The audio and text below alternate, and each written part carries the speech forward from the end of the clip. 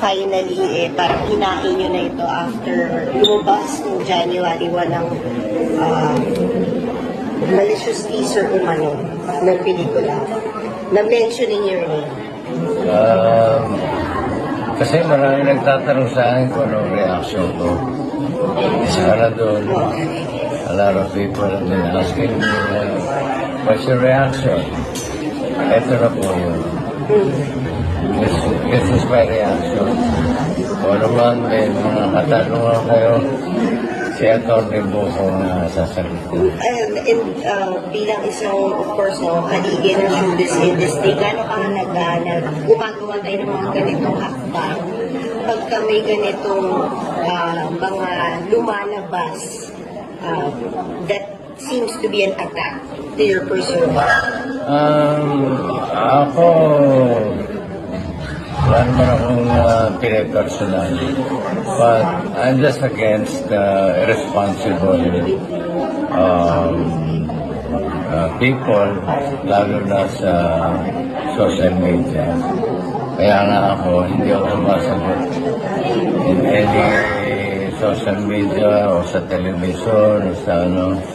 I think this is the right venue to answer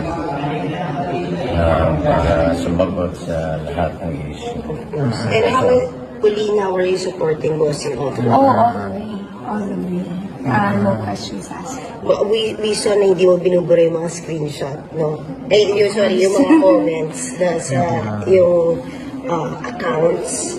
Yeah, so we have evidence of everything. Napakahalaga rin. Of course. How are you right now? Okay. We're okay. We're just praying, and of course we trust naman the justice system in the Philippines. Laban lang, bossing, no? Thank you po.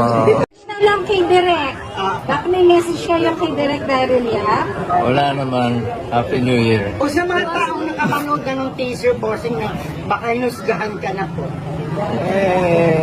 Kanya-kanya namang demokrasya tayo. Bossing, for purposes of... Paniwala yan. Basta ako naniniwala sa sistema ng ating justice. Bossing, for purposes of balance po, has anybody from the production nung ginagawa yung movie ever sought for your side? Wala. So, wala akong, walang kumonsulta, wala nagpaalam, so, walang consent. So out of the blue, mayroong ganito, bossing, na parang, sinisira, parang, sinasakyan ba yung, kasi kilala ka pa rin yung bossing, Ganun talaga ang buhay. Sir, sa mga artista na gumanap, meron po ba kayong sama ng loob? Wala, trabaho lang yan. No problem. Pero, bossing, gaano kasakit yung sinabing, Wala ba iba magtatanong? meron ka ba yung big soto? Gaano kasakit yung bossing? Hinighlight kasi. No comment ako dyan. Sa akin na yan. You know naman, I'm a very private person. Sir,